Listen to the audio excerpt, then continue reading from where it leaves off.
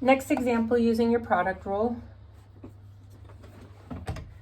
I want you guys to let the cube root of x squared be your a value and 2x minus x squared be your b value. So you have your a times b and apply your product rule. But before you do this, I'm just going to draw a little squiggle here. I want you to change your radicals to rational exponents. So rewrite this as y equals x to the 2/3 power times 2x minus x squared. And now I want to take the derivative using a rational exponent. All right, so I'm just going to draw a squiggle here. So keep in mind, you can write this as y prime, or we can say the derivative is dy dx, the change in y with respect to the change in x. So I need to do a prime times b. So the derivative of x to the 2/3 using the power rule would be 2/3 x. And then I have to subtract 1, so this becomes to the negative 1/3 power. 2/3 minus 3/3 would give you negative 1/3. And multiply that by b, 2x minus x squared.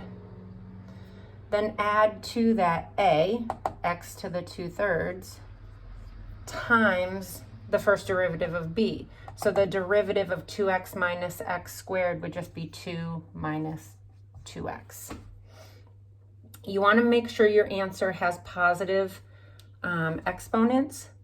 So I'm going to rewrite this as dy dx. The first derivative is 2 times 2x minus x squared all over, 3's in the denominator, so 3x to the 1/3 plus x to the 2/3 times 2 minus 2x all over 1. And we have fractions now, so we need a common denominator. 3x to the 1/3 is our common denominator, so we have to take this fraction right here and multiply by 3x to the 1/3 over 3x to the 1/3.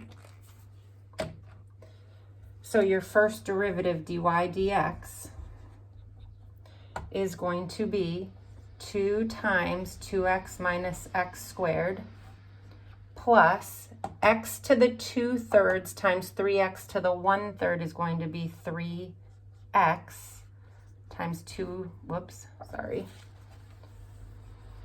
times 2 minus 2x all over 3x to the 1/3.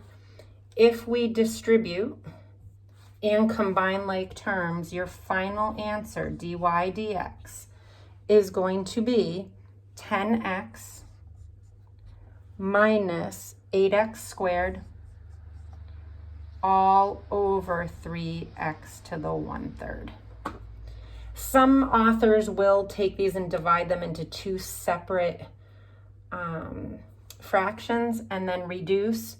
So if you want to go one step further, you could actually rewrite this as 10x and then subtract your exponents. 1 minus 1/3 would be 2/3 all over 3 minus 8x, and then 6/3 minus 1/3 would be 5/3